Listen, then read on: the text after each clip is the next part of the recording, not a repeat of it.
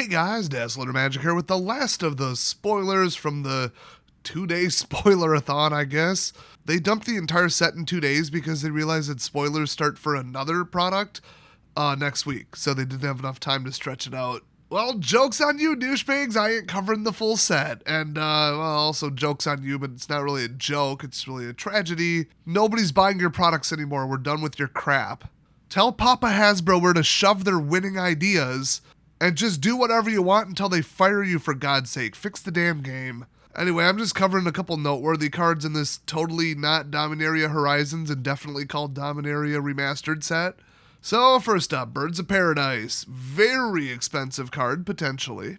So, like, right now, the cheapest version you could buy is about $12. I would have expected it at about $7, because I think that's where it landed the last time they played it, but yeah. It's a 1-drop 0/1 in green that's in the air, and you can tap for any mana.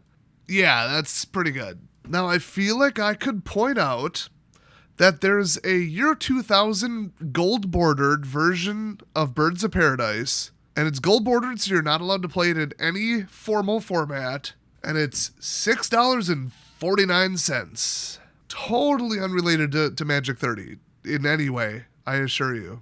They're two completely different things, guys. Yep. Next up, Force of Will. I was going to say, remember when that card used to be expensive, and then I realized they didn't really print it that much. I mean, Eternal Masters and Alliances. It was a masterpiece. That's sitting at $350. Double Masters had it. That version's still $100. I have a feeling that the site I'm looking at and a couple other ones are raising prices real quick because they're looking at the volume of cards coming in and saying, oh crap, and trying to just make as much money on the way out before bankruptcy as possible. Because the number of active players' interest in purchases in Magic is not going up. It's just not. So this is quite possibly the most expensive card in the set. They're going all out on this, and nobody's going to touch it. I'll talk on Monday once I get a little bit more information why that's actually really important. Next up, very interesting card, Gamble. This is another one from Eternal Masters and Ultimate Masters, but it's still about $18. And yes, my nose and throat are still a total wreck. I forgot to intro the video with that, but I'm sure it's obvious at this point. I've never been sick for that long in my entire life. I don't know what the hell. That must have been 2 illnesses back to back because my immune system is kind of insane. Also, I tested negative for COVID 3 times, so nobody knows what it was. It was worse than COVID, though. Kind of frightening, but anyway, this card is a 1-cost green sorcery. And it says, search your library for a card, put that card into your hand, and then discard a card at random. Then shuffle. Boy, a full tutor for one with, just a tiny little drawback. I don't like winning with luck, I like winning with skill and decisions, but this is still kind of a fun card, and Commander is still kind of a fun format. By the way, does anybody know why this version that was spoiled looks like the fakest thing I have ever seen in my life? Like, all the text is wrong. The alignment is wrong. The font is wrong. The edge rendering or rasterization, whatever they call it, vector to raster. There's some term for it. The italics are too big. Like, everything about this is not a real card.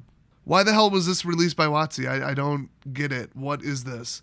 It's not even consistent with being the arena version of a card because they look different too. Next up, Nantuko Shade. Yeah, it's 35 cents, but this is there's another one that doesn't look right. Where are these coming from? Anyway, double black, 2/1, Insect Shade. Real simple, non-legendary, hey. But if you pay 1 black, repeatedly by the way, you can do it, it gets +1/+1 till end of turn. So fire breathing with the defense tacked on in the wrong color. At least it's on the ground, but my gosh, is this thing astonishingly powerful. And yeah, that's not like an unknown ability in black, but I feel like it should be. Whatever.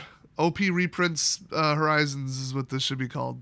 Next up, we got Opposition. I just put it in because it looks like he's about to just, what did the 5 fingers say to the face, backhand pimp slap him, which is hilarious. But also because for 4 mana, you can get yourself another fake-looking card. Where did these come from? Anyway, you can get your very own crappy version of Icy Manipulator.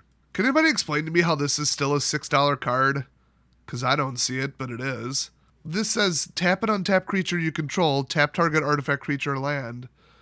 Cool. I mean, you can have 7 creatures, they could have 5. You tap 5 yours, they're all gone, you can swing away. okay. I mean, I guess, yeah, Icy Manipulator is only one target, but it doesn't say untap. It says tap. So you can't do like some, twiddle combo with it. AKA my modern deck called Tap Dance. That's a fun deck. Next up, another big money card here. It's floating at around $18. It's from the Turtle Masters and Double Masters. But guys, this totally isn't a Masters or a Horizon or a, what's that other thing they do? That other product. It's none of those. It's remastered with cards that were never in Dominaria. I'm not sure some of these are from sets where the plane was Dominaria. Anyway, Sneak Attack is pretty amazing. I don't mean that in a good way. It's a 4-drop red, and if you pay 1 red, you may put a creature card from your hand onto the battlefield. It gains haste, sack it at the beginning of the next end step. So, I think I've said this before, but it's like Whip of Erebos, but less fair. Yep, annoying free casting crap. Hate it. Next up, Time Stretch, and I assure you this is a reprint. Yeah, 10 cost blue sorcery. Target player takes 2 extra turns after this one. I'm sure this can't be free cast or abused in any way.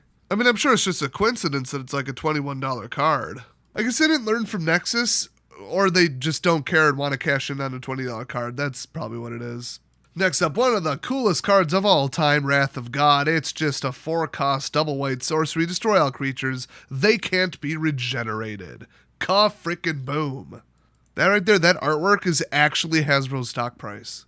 Wait, that would mean it's explode. You know what? It doesn't have to make sense. By the way, it does make sense. This is about a $6 card, but the version of this from 1996, ultra limited edition, signed by Bertrand Lestrie, but gold bordered, $1.79. Once again, totally not in any way suggesting that that's approximately a good value baseline for anything in Magic 30. I'm not implying that in any way. I'm outright directly stating it to you. Anyway, next up, Yawgmoth, Thran Physician. Didn't we just see him? Oh, Modern Horizons 1 and Time Spiral Remastered. Okay, that makes sense. Still, $40 card, just saying. Now, totally unrelated, but the art card, which is about as legal in tournament play as anything from Magic 30 or any gold bordered, any BS like that, 25 cents. So that's the rest of the spicy spoilers. As far as ultra spice-tastic reprints in Return to Dominaria Remastered Horizon Legends, look for it in stores never because your store just went bankrupt. Thanks for watching, and I'll see you guys next time.